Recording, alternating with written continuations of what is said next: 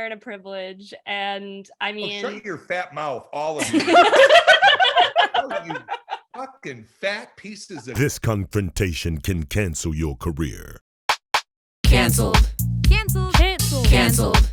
Canceled. Canceled. Canceled. Canceled. Canceled. Canceled. Cancel Culture Podcast.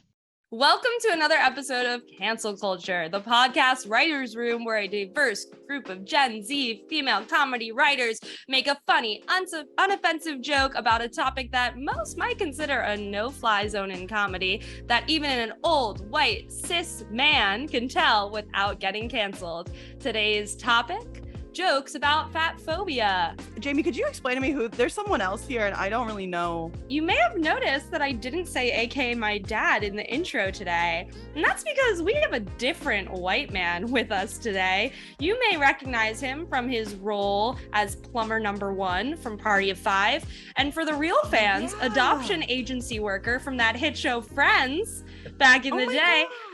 Or I guess as Jerry, or for the real fans, Gary from Parks and Rec, you might recognize him. Please welcome to the pod, Jim OHeir. Hey. And Raising the ceiling, raising the roof, because I'm old. I raised the roof. It's your birthday. Yeah. Yeah. I'm healing from my penis reduction surgery, so I'm trying to keep things, comfortable. Okay. But you did lighten the load. I did lighten the load, yes. And thank you for mentioning the Party of Five, because that is one of my greatest moments. You're so welcome. Yeah. Jim, do you think that we can tell a funny joke about fatphobia, or a fat joke? I don't know.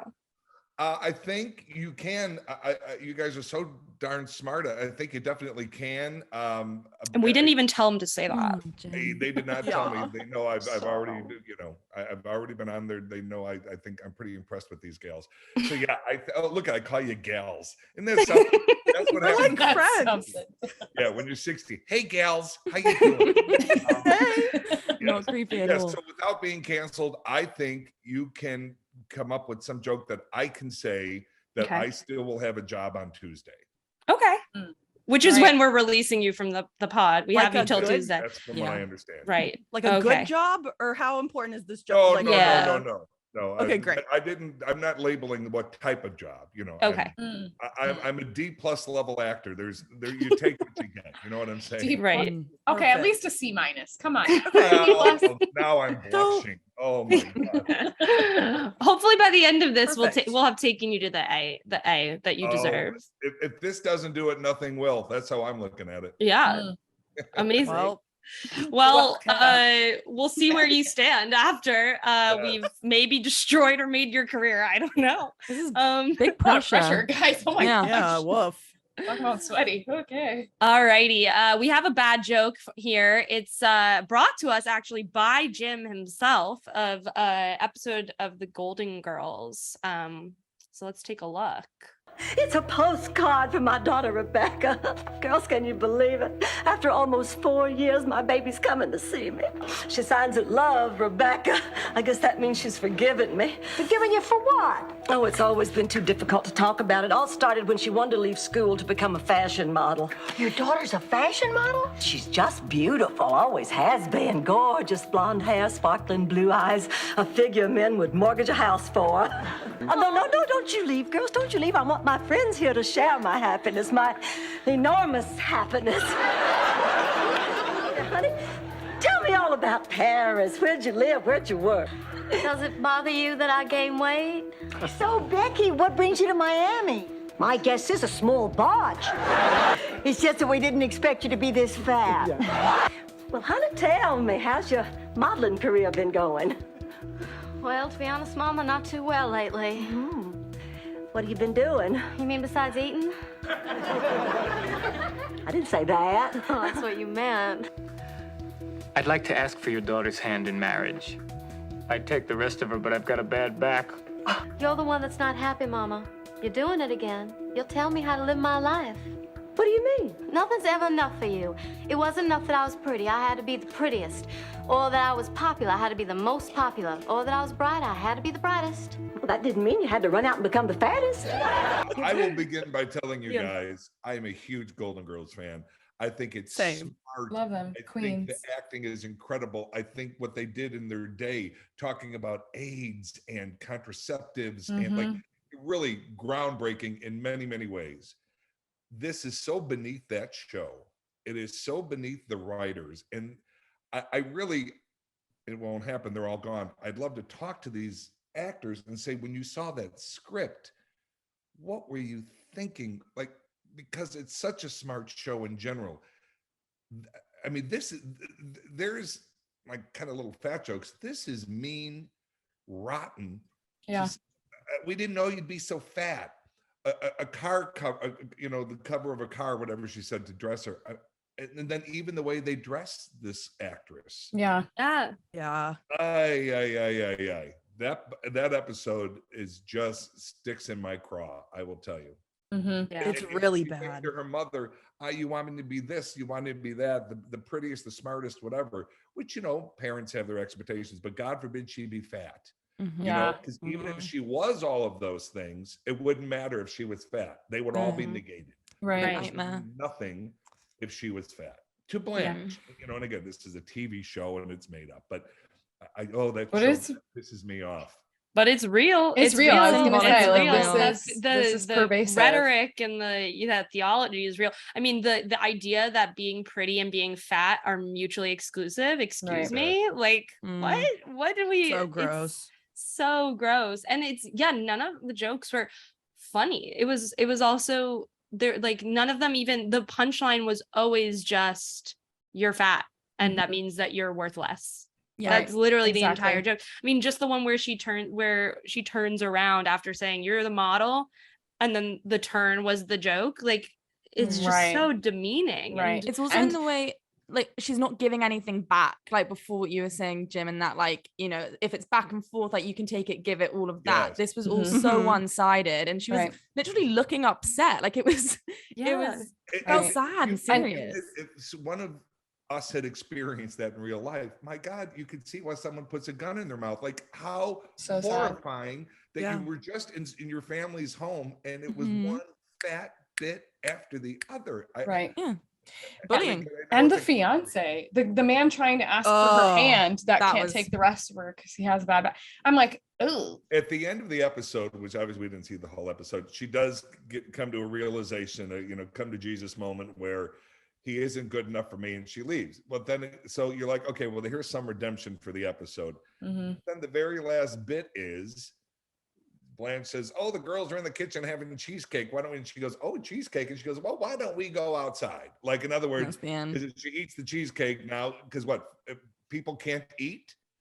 Fat people aren't allowed. Thin people can. Joy. Yeah. But thin people don't, which is why they're thin. Yeah. It's juicing everybody. Yeah. And I do know that this is, this is a fat phobic topic and men and women, whatever. But as a fat guy, it is way tougher for women, like 1000%. Men are allowed to be fat. I mean, we'll still be made fun of, but it's okay. Women are not allowed to be fat. It's just, you're just not allowed. So me, oh, he's the character, funny fat neighbor, blah, blah, blah. It's fine.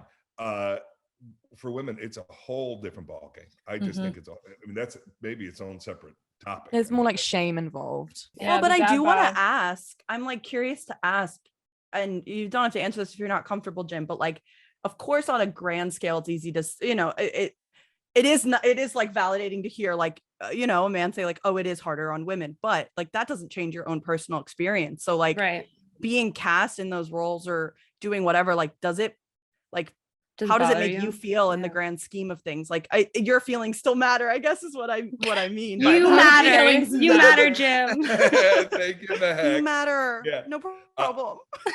No. It's definitely a thing. I've been in the business a lot of years now, so I do get it. And we are labeled. I am the fat, funny neighbor guy.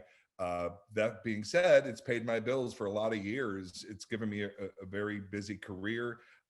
I'd like to think I've brought things to that and it's opened up doors for other opportunities. so, but it does suck. I mean, it still does suck. It is like I've told this story before.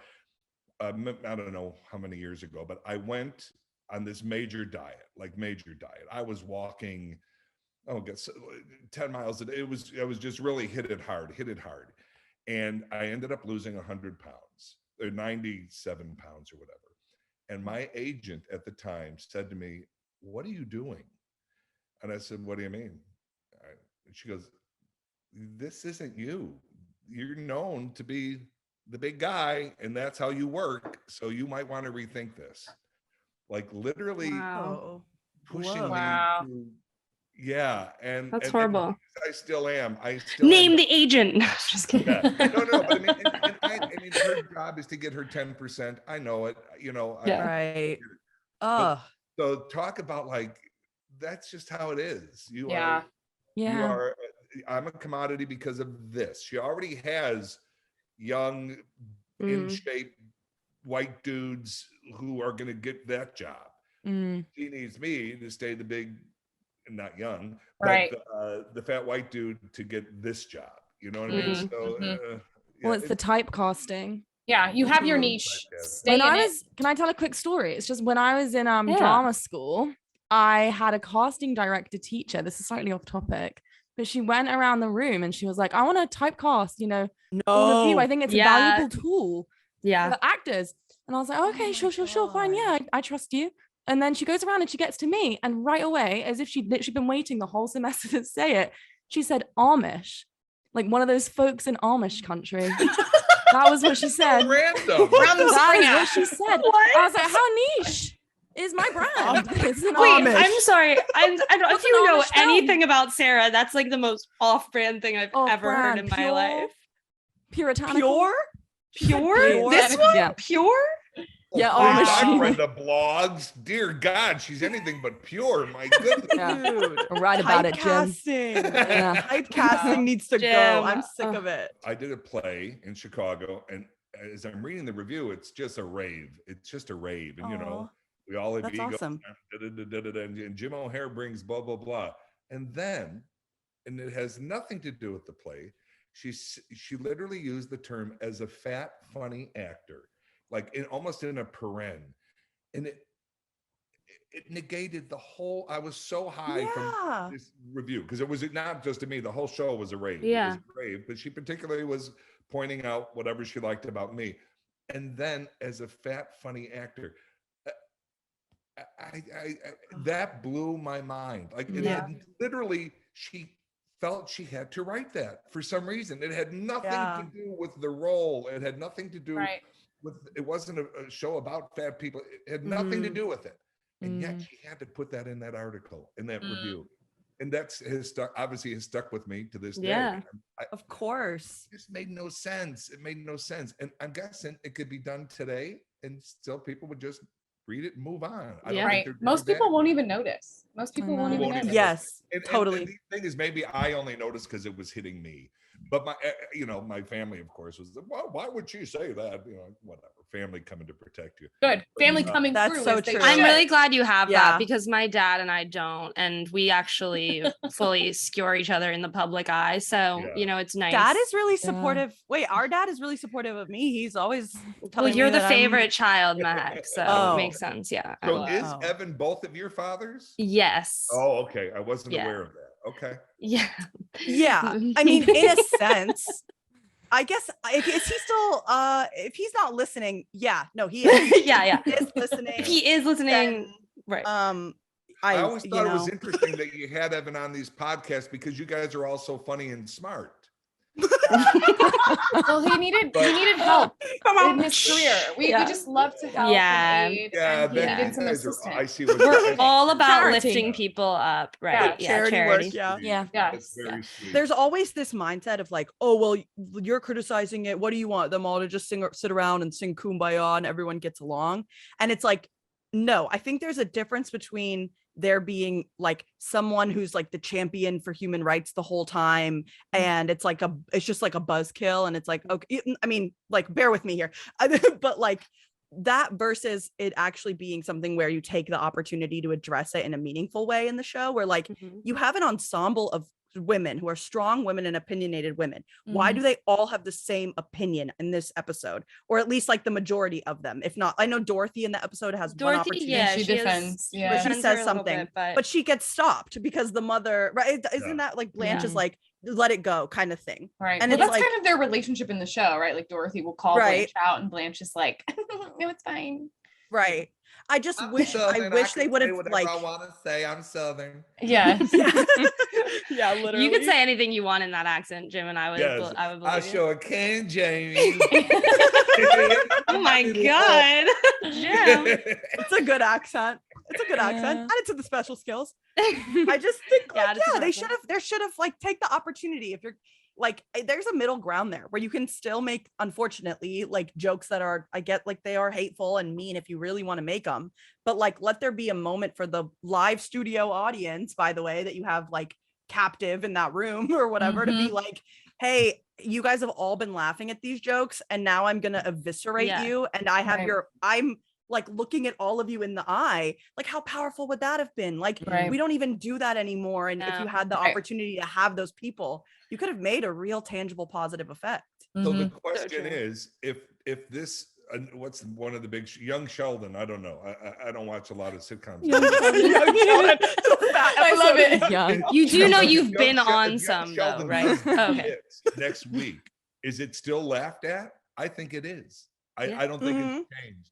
As much as many things have changed, I don't think fat shaming has changed. I think it's considered funny, and it's still on board. Yeah. Well, it's also the it's morphed too into this. The new movement is like the body positivity movement, and like love yourself and like love your body. And I've seen like the rhetoric around that change too, because it's like toxic positivity of just like, let's just like, you know, and there's been another movement after, which I think Lizzo is a huge part of too, in the way that because she's super vocal on TikTok too, which I think has been amazing because she's so funny.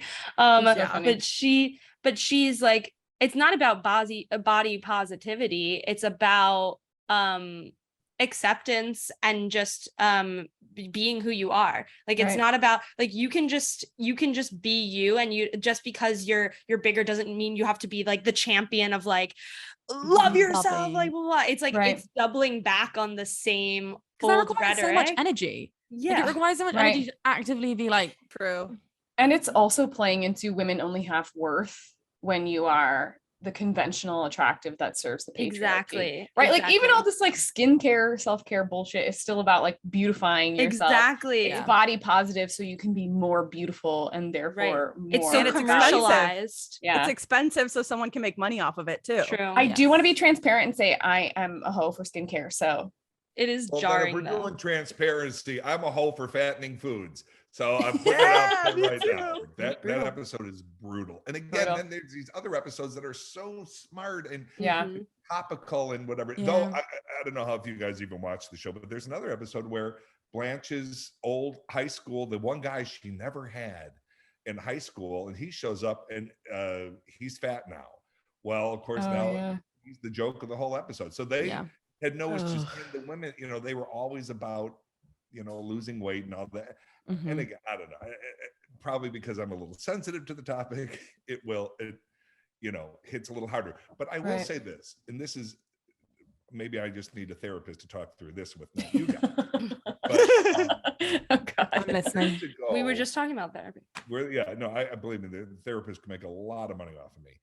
But years ago, I accepted the word fat. I used to hate. I would never say the word. I literally wouldn't say the word, you know, in reference to myself.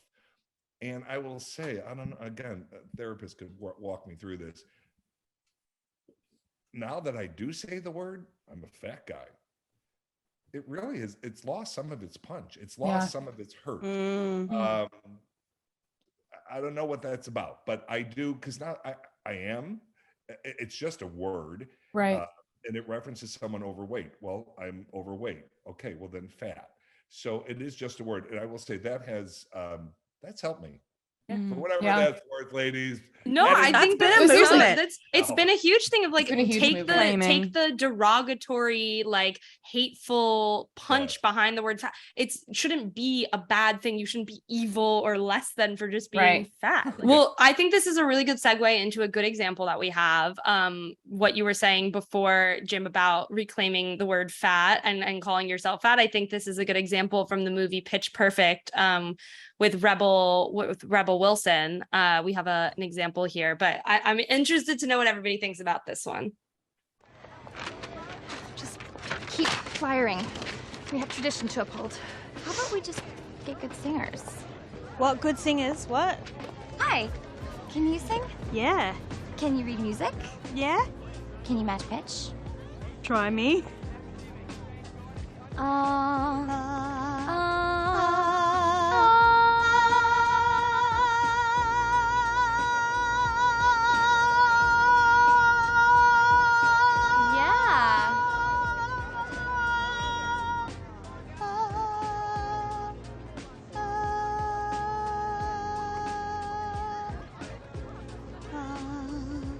That was a really good start.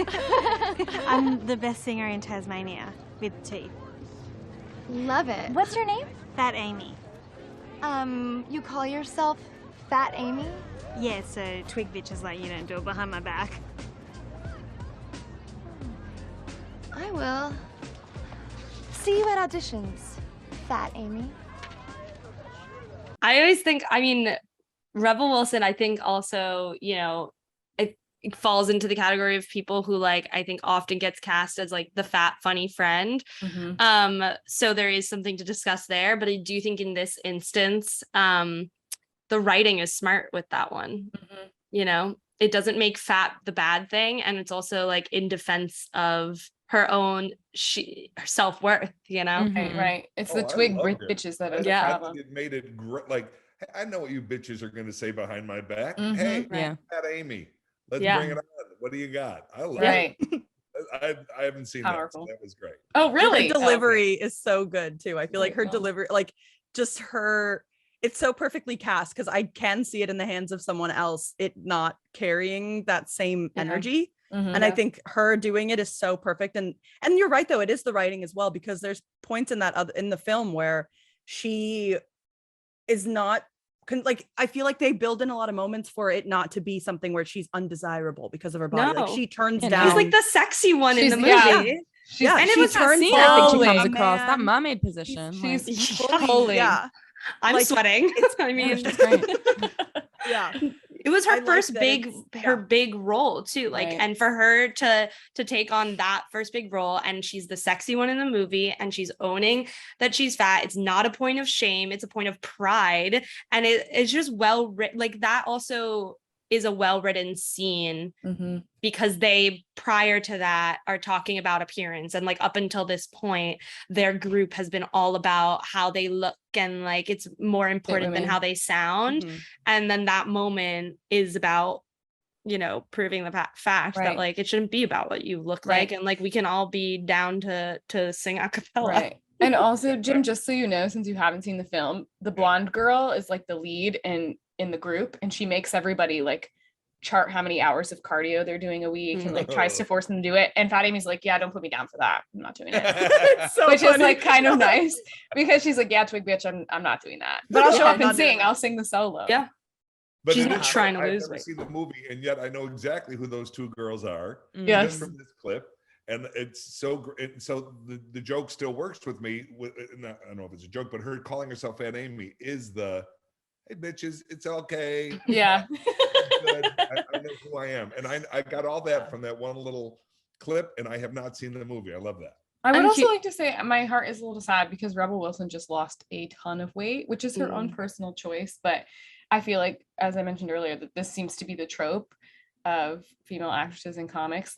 You're funny because you're fat, you're the fat friend, and then to stay relevant and to stay in the industry, you have to lose weight. Well, this is a very interesting debate because Adele had a similar she had, when she lost her weight, there was online, I guess backlash isn't the best word, but it's the only word I can think of, where people were hurt. They felt like they had been I think a lot of people in that community, or like people that had really looked up to Adele as a body positive, even though she had never come out and like said she's never that said necessarily, were really hurt, I guess, by it felt like, oh, you're conforming to the standards and you're kind of ditching us. And she came out and was very, very vocally against that line of thinking. But it is complicated because it's like, well, what is your fan base made up of, and what do you mean to these people? And what do you say with your, I don't know what the answer but is. It's also like, it goes back to that thing of like, if we were striving more towards just like letting people live their lives and not concerning ourselves, like your body should not be a discussion with anyone but like your own, or like your a political own statement of acceptance or anything, like it should just be. It should just be. And so if we were more focused towards getting there, I think that, it shouldn't be on Adele to, she should get to just be her. Right. But it is, what you're saying is true. It's like, well, inherently, because it's still seen as an outside the norm and outside what is acceptable, it becomes this political statement, regardless of if you want it to or not, which is really, it's the same thing, I think, with like, it falls into like the same category as like when people like are forced to talk about their like sexuality or their like just like let people live. Are they hurting somebody actively? No. Right. It's so pregnant because the fan base obviously wants to see themselves in the person. In the person. Like, why are you thinking about it so hard? Are you their doctor? Like, why are you giving this so much time? But that is something that a lot of people, like the Joe Rogans and the Jordan Petersons, yeah. like they'll say like, well, I don't think body positivity as a movement is good. I think it's toxic because we're encouraging young girls to be unhealthy and we're just looking out for their health. And it's like, shut up. Jim Rogan of health. I just called him Jim Rogan. Redacted. No, Joe Rogan should not be talking about anybody else's body because looking at him makes me physically repulsed. Wait, because can we show a picture of his, can we show his nipples in this episode? Jump scare! It's a jump scare. That is a jump scare. That's real. I think the scariest part of it is like, did he have his areolas surgically removed? Like, where are they? They literally look like teats. Yes, it looks like teats. Like someone could go nurse. And we will. Oh my! Oh, that's disturbing, you guys. Yeah. Oh, I'm so glad this made it in. It stays with you. God bless you and your nipples. Yeah. God bless. God bless. But again, like Joe, those are healthy that just goes to show, like, do you want people talking about your nipples? Probably not. So maybe you should keep other people's bodies out of your mouth. Okay. Or we'll put your body in ours. Yeah. Ew. Okay, Mehek, let's bring That it was redacted. Filthy. I meant the nipples. That's worse. Still visceral for us all. We'll be right back after this message from TV's Jim OHeir. Hi, I'm actor, TV personality Jim OHeir, and it is with the utmost joy that I announce here today that I am a changed man. Now, I have not been forced to say this by the government or any other entity. Anyway, this decision was of my own volition and is backed by science. Science. I am officially giving up carbs. Yes, the keto diet, that's the only thing for me here on out. I have reformed my ways, and my new clean girl aesthetic will finally get me the health that I have been striving for. Is it okay? Is that it? You motherfucker. So I think we've looked at some good, we've looked at some bad. What would we say the rules to writing a good fat joke or joke about fat phobia would be? Please. When, like with Rebel Wilson, when she's in on it. Yeah. It works. She's calling herself. No secrets. This is who I am. Mm-hmm. Do you feel like you've been on like the both ends of that, Jim? I mean, again, you don't have to answer this, but like, have you been in a space like on a set or something where it's like clear if the character is in on it or not, and the difference in like how those play out? Yeah, definitely. And as I've gotten older and less caring about what people think, which is either healthy or not, I don't know. I will speak up to that sometimes now because in my younger days, I was just happy to have work and I went along with whatever was happening. That wouldn't happen so much now, just because I've been around and seen some things, and I don't know if I've earned the right to say whatever. And also now, because of whatever I've done, people sometimes are forced to listen to me, whether they want to or not. So I can correct some things. But yes, I have been on both sides of it. Because again, I'm not against a fat joke. Like I did, I'm almost embarrassed even revealing this. I did a bit on a show with, Niecy Nash. And it went against everything I thought I would ever do.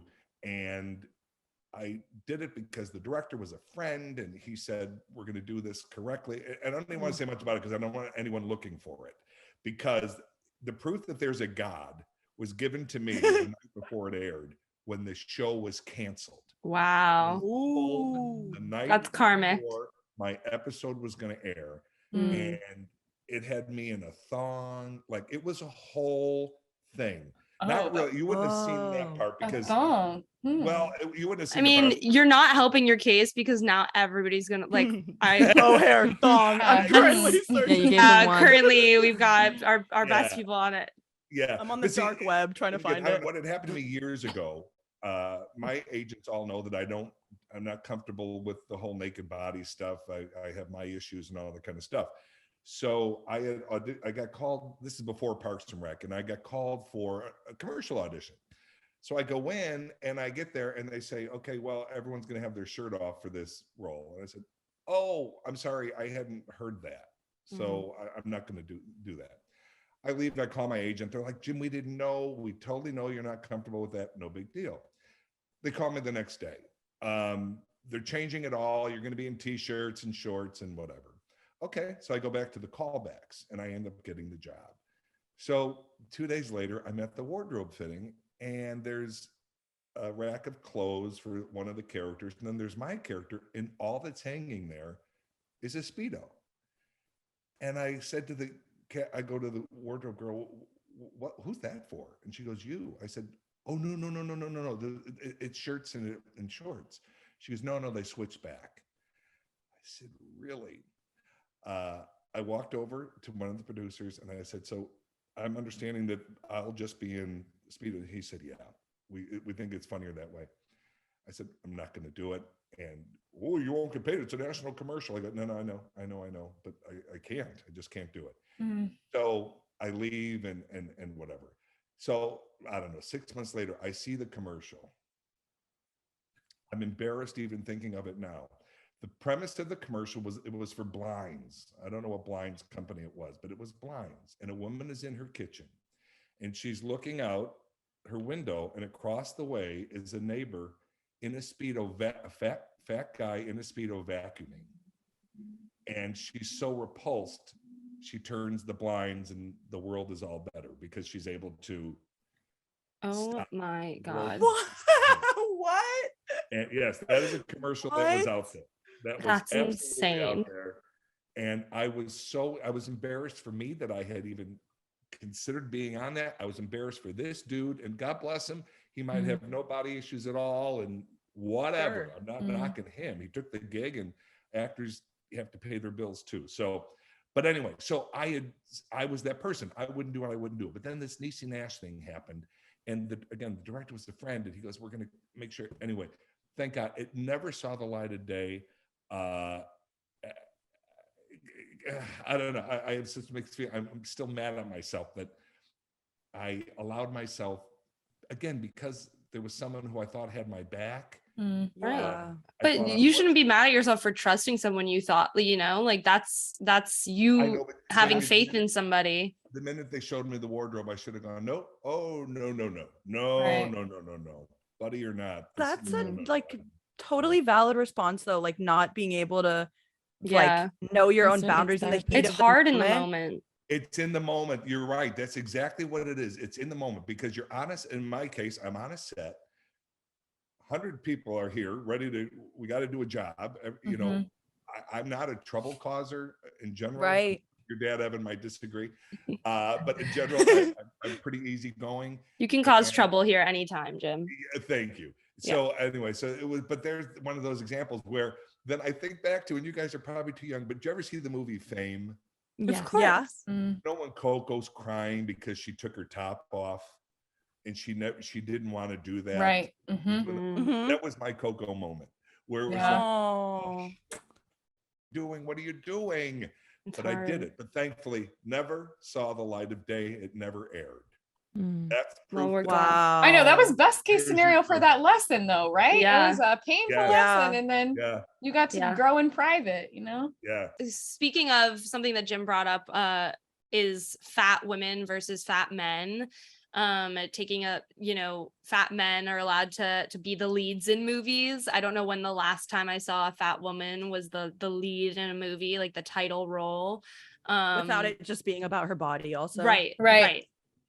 Especially, yeah. Well, and you know, there's a lot of TV shows, though there was one exception, but when it's the fat man with the beautiful wife. Right. You know, the thin, beautiful wife. But I will say Parks and Rec. Mike and Molly, Parks and Rec, of course, I have Christy Brinkley, and you know, as I should.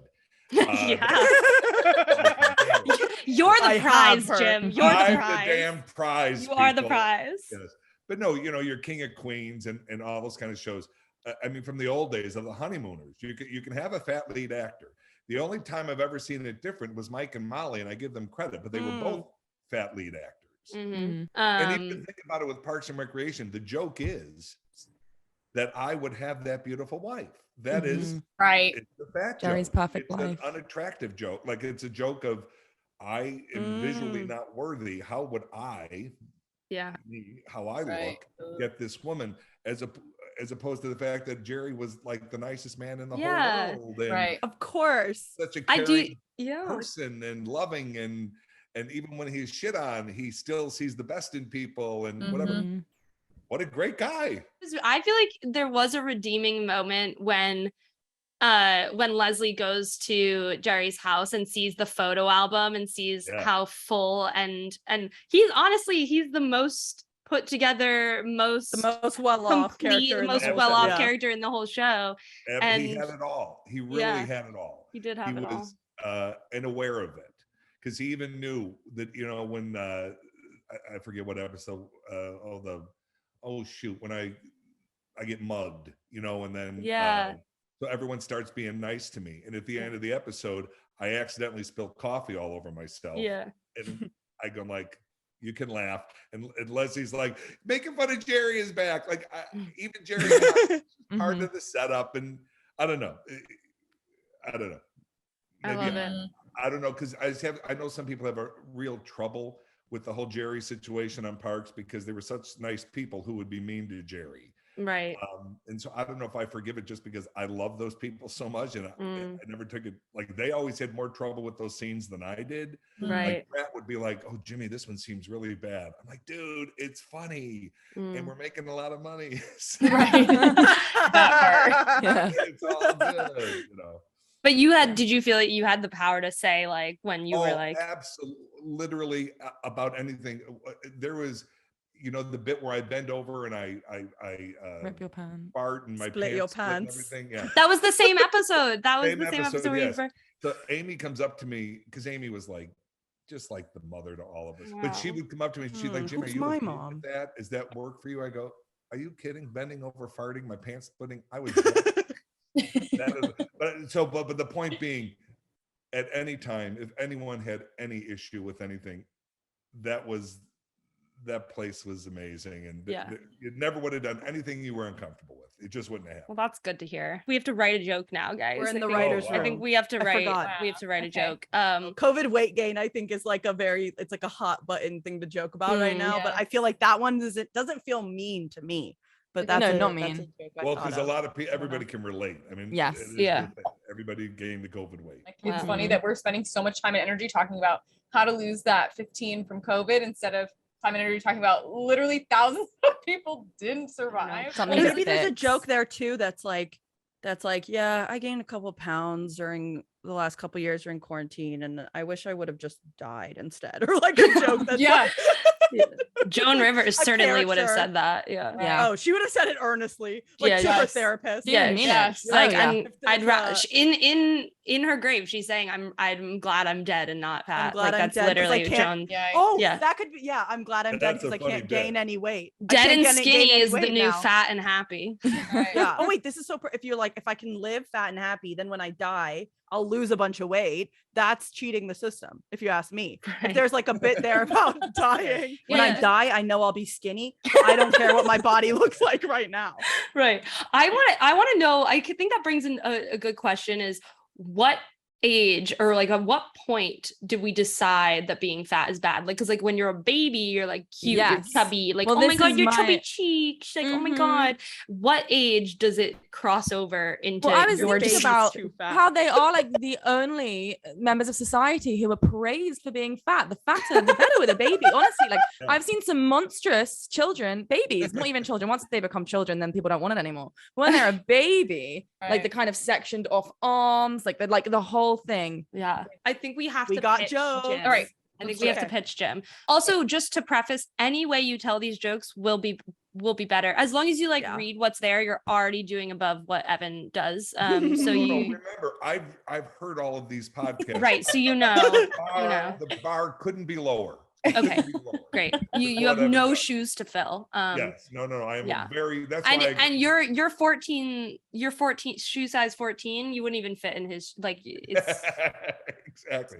Okay, let me read. You know, I like everyone grapple with my body image. I suffer from this elusive feeling of feeling fat, sad, happy, fearful, angry, surprised, disgusted, and fat.